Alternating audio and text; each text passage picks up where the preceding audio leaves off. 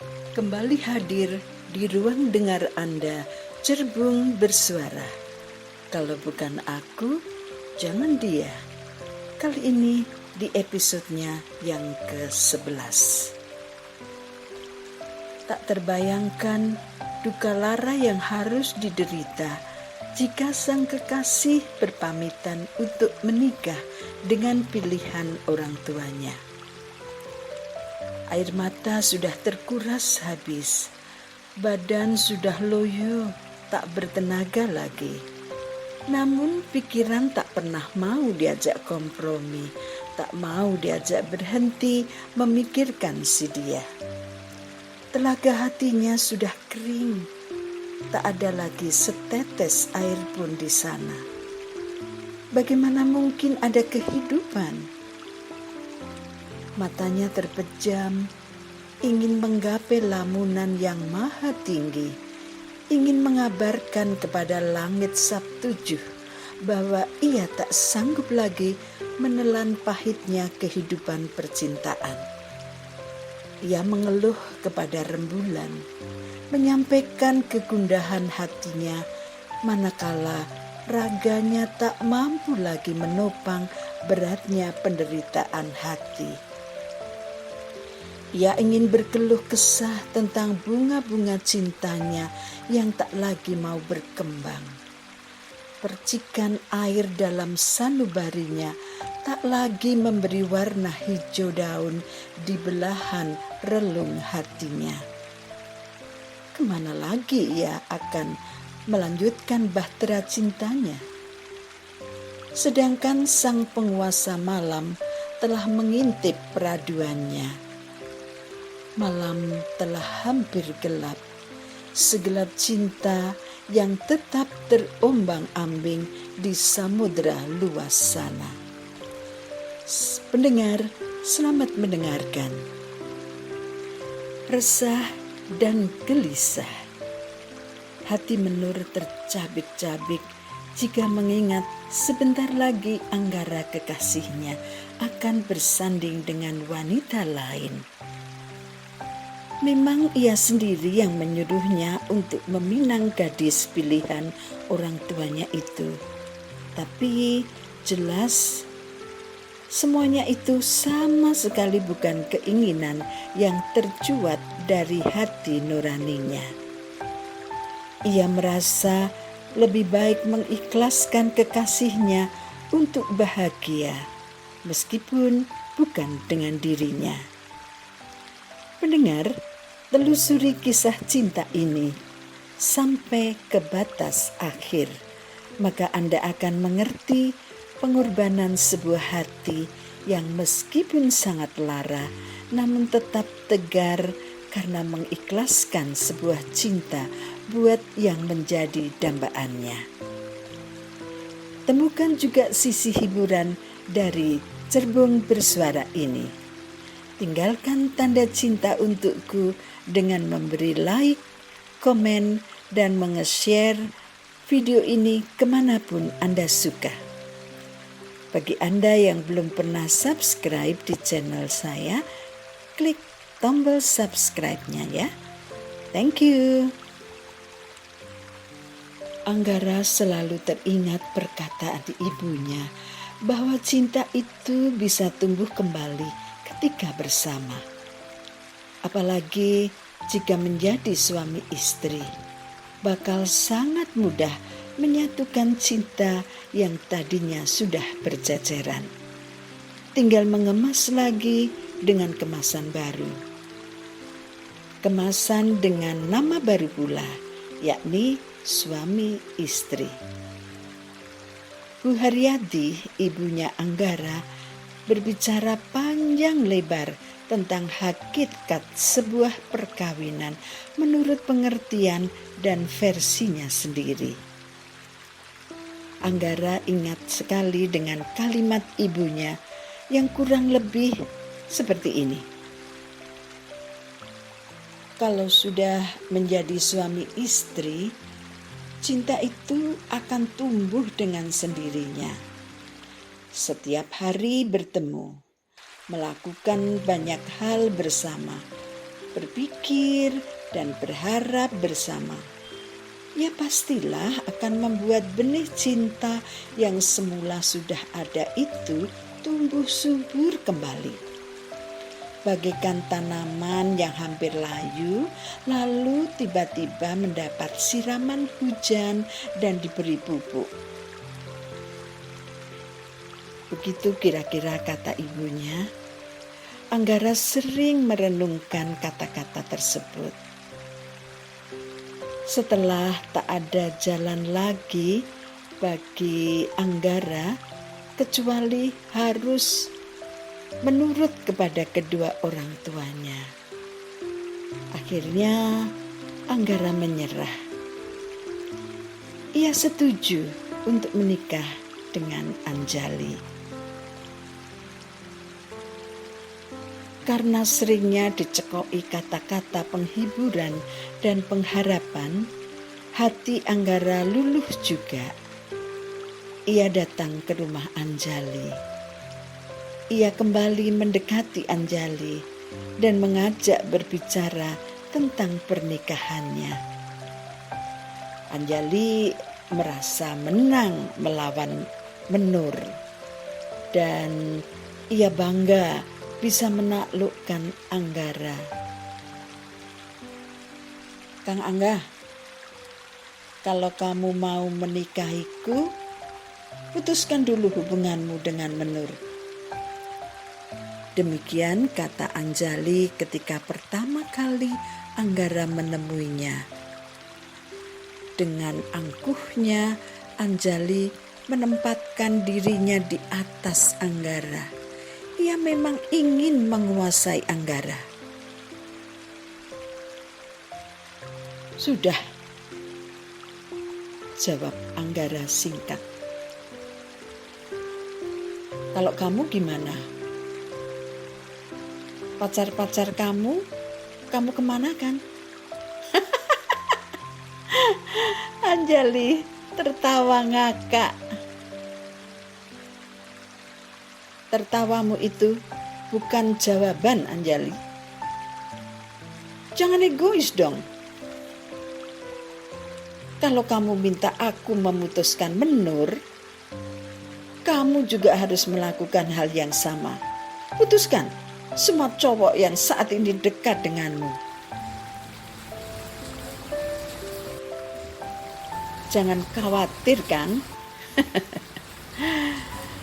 Aku kok jadi pingin ngerti reaksi Menur ketika kamu putuskan. Ayo cerita dong Kang Angga. Kamu salah, Anjali. Justru Menur yang menyuruhku untuk menikah denganmu dan meninggalkan dia. Apa? Anjali heran mengapa Menur berbuat seperti itu. Menurut perhitungannya, dia akan merengek-rengek meminta Anggara untuk tidak meninggalkannya. Mungkin Menur sudah punya incaran baru ya kan? Jangan berpikiran buruk padanya. Menur itu tidak seperti kamu.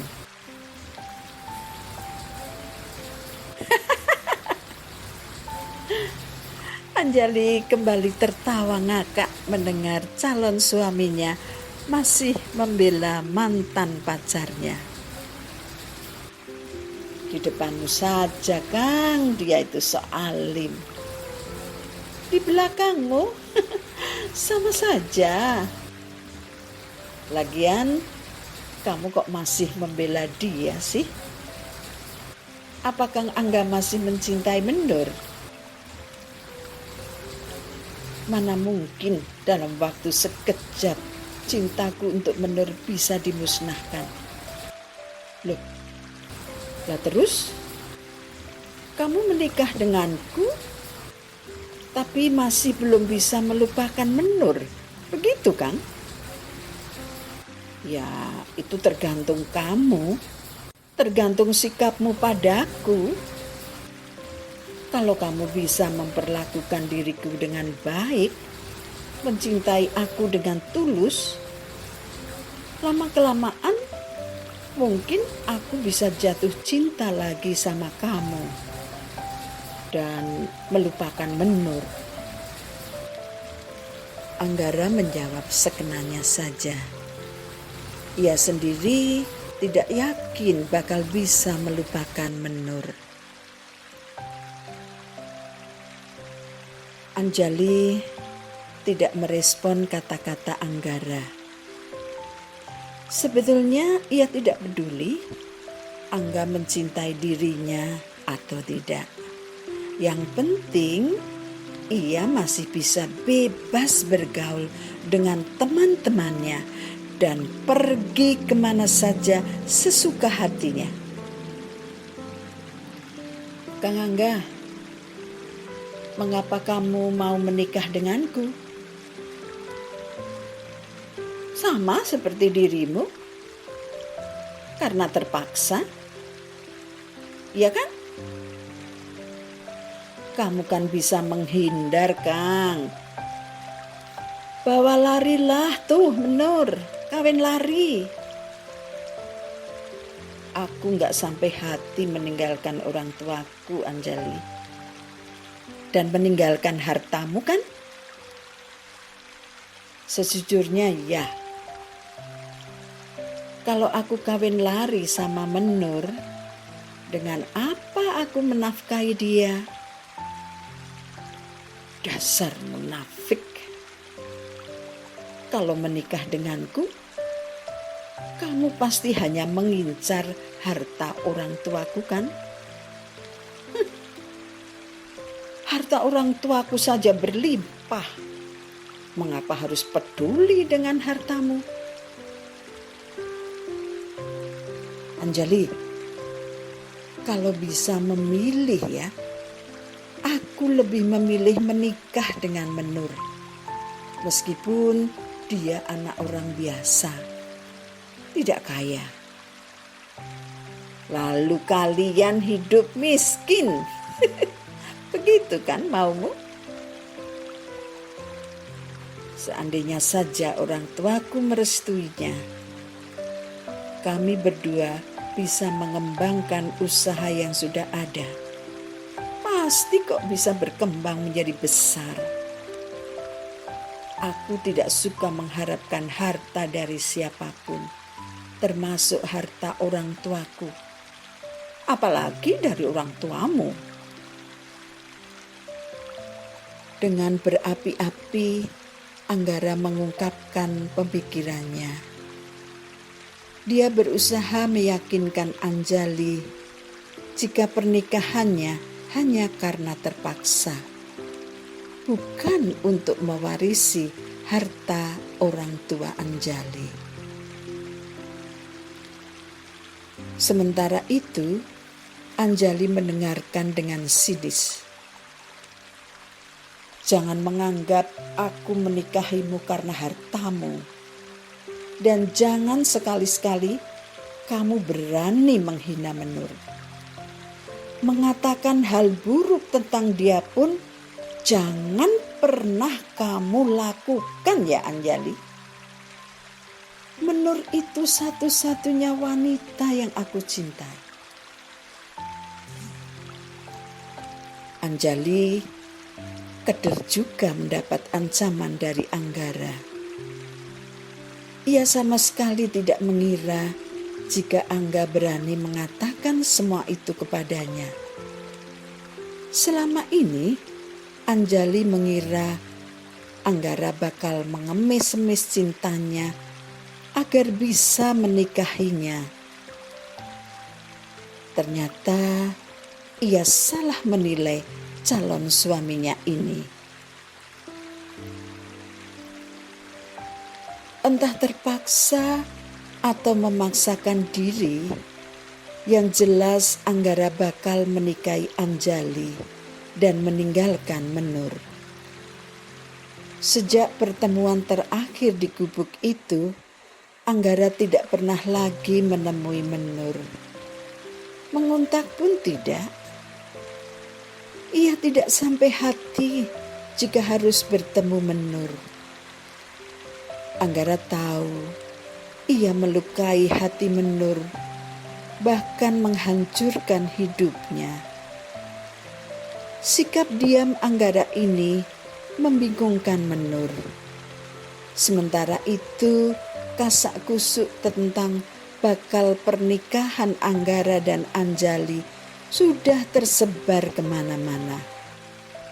Semua orang sudah tahu tentang bakal besanan dua juragan besar, yaitu keluarga Pak Haryadi, orang tua Anggara yang juragan sembako itu, dan keluarga Pak Sudarman, orang tua Anjali, juragan beras. Tak luput kabar itu pun sudah sampai ke telinga Menur. Ia bingung harus bagaimana. Untuk sekedar menghubungi Anggara pun Menur gengsi, malu. Bukankah ia sendiri yang menyuruhnya untuk menikah dengan Anjali dan meninggalkan dirinya? Ya, sebuah dilema. Kepahitan atas ucapannya sendiri harus ia telan. Menur kecewa, sedih, bingung, dan frustasi.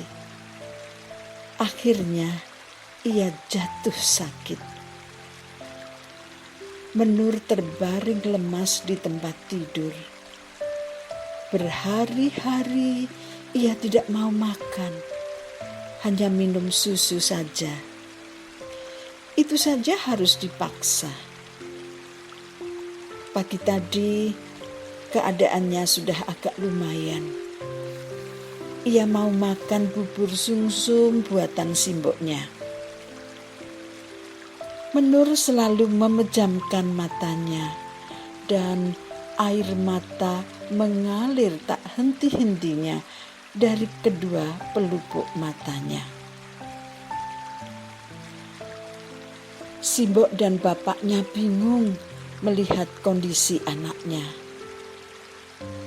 Mereka mengira Menur sakit, sehingga ia terus-menerus menangis. Ayo nduk ke dokter, Simbok antar. Hanya dokter kan yang bisa tahu apa penyakitmu. Ini sudah yang kesekian kali Simbok mengajak Menur ke dokter. Tetapi selalu ditolak oleh Menur. Menur tidak apa-apa kok, Mbok. Cuma masuk angin biasa.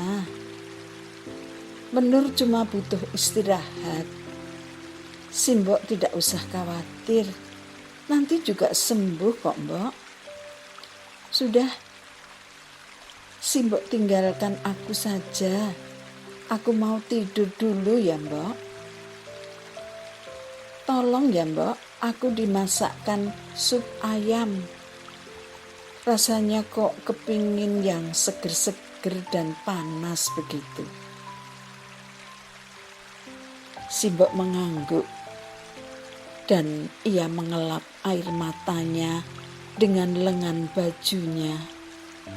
Lalu mengusap dahi Menur, menyelimuti tubuh anak kesayangannya itu. Lalu ia pergi. Simbok menyuruh suaminya untuk menangkap salah satu ayam yang mereka pelihara untuk dimasak sup sesuai permintaan Menur. Simbok tidak ingin memasak sup dengan ayam potong. Harus dengan ayam kampung biar kuahnya gurih dan dagingnya lezat. Pak Darmadi, ayah Menur, segera menangkap ayam peliharaannya. Ia memilih yang masih dere, babon muda. Menur menyuruh simboknya meninggalkan kamarnya hanya agar ia bisa menangis dan melamun seorang diri. Ia tidak ingin diganggu. Bukan hanya itu saja, Nur ingin merencanakan sesuatu untuk kelangsungan hidupnya.